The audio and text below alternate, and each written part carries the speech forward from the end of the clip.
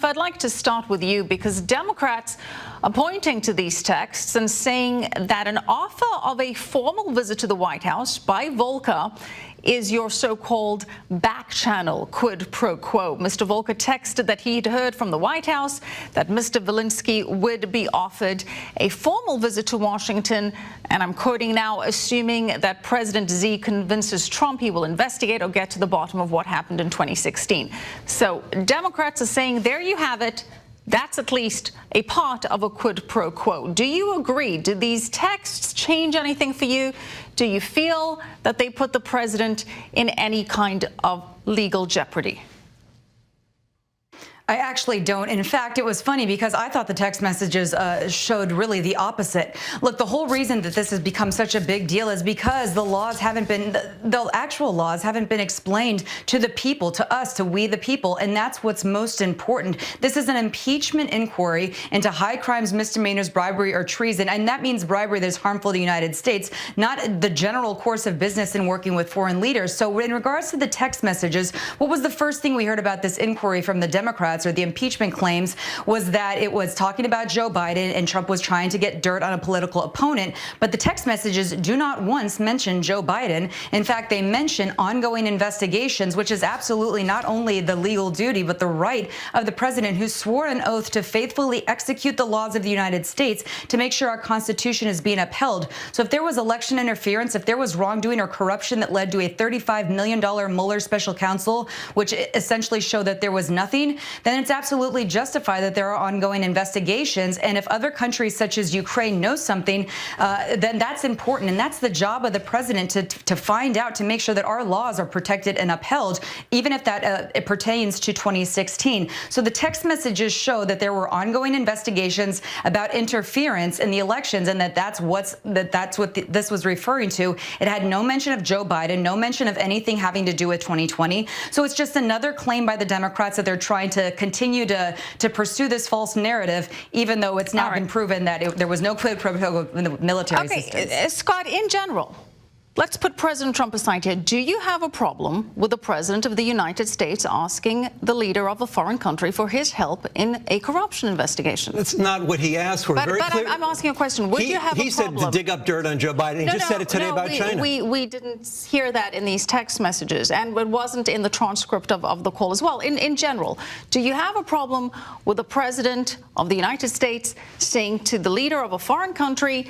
listen, can you help me look into this corruption matter? Into what corruption matter?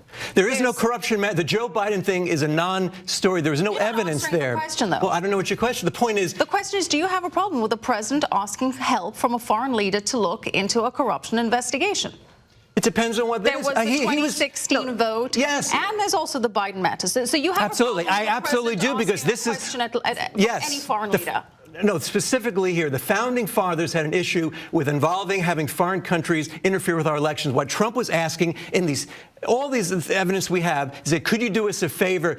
The quid pro quo if you want to get a visit from Zelensky to the White House, you want to get the $395 million military aid, you need to not only put out a general corruption statement, but as Rudy Giuliani insisted, you need to say we're going to investigate Ukraine in 2016 and Joe Biden and his son. Well, this is what they're talking about. He didn't lay it out like that, and it certainly doesn't sound but he's been talking about it, that we should investigate, China should investigate Hunter Biden. He has been calling for China to investigate. That's wrong on his face, and we don't even need a quid pro quo. So it's wrong, Jennifer, to involve other countries. That's your in our politics. In our politics, it may be wrong. We're not sure how illegal it is and what jeopardy it would put the president in. And Jennifer, yesterday the president was saying, hey, China, you should look into Vice President Biden's son's role in China as well.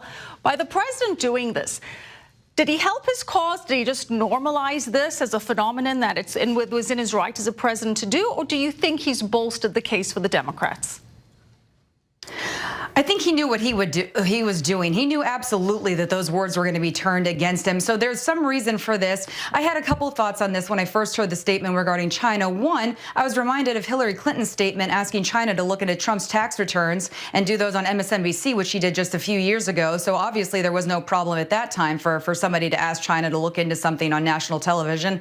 But that was the first point. The second point was that I think Trump understands that there is nothing to this, that there is no legal basis for this impeachment inquiry. And that's what his main point is in stating, is that I can say these kinds of things because I have a duty and a right to execute the laws of the United States, to make sure our constitutional laws and the laws of the people, that there is not high crimes and misdemeanors and corruption within high levels of federal officials for political purposes. That's his duty, and I think he knows, because he's doing that, that there is no legal basis in which to impeach this First of all, you don't need there's not a impeachment. You know, the point was, it's very clear if you read all this, and this is a timeline, all these advisors were involved, and these aren't partisans, Volcker and Taylor. They clearly, Trump has been obsessed with Ukraine since 2016. And Tom Bossert, his housing secretary, said that this is a discredited, false accusation. So why is he pursuing it? Scott, you want the Democrats to investigate the president. Would they I want the country to investigate, including Republicans. More credibility if they also investigated Biden? Because there is nothing there. But why not investigate it? Because why do you investigate when there's nothing there? There's no evidence. And there was no evidence. Was there evidence about President Obama and the birther thing? No. Biden's son. There was no evidence with Mueller and Russia collusion, but we still investigated that. No, that's not correct. He was on a board. Why not investigate both? Why not investigate Michelle, both? let me just finish, because there's nothing there. Hunter Biden was on a board of a company that was investigated before. Okay, this is not fair. This is a real spin. $50,000. A national company was receiving money, and his father withheld billions of dollars to Ukraine unless that prosecutor that was investigating his son that is not be accurate. fired. The point is, the prosecutor. Okay, well, we need to investigate this, and this is a spin. We'll continue this conversation another time. Keep it right here.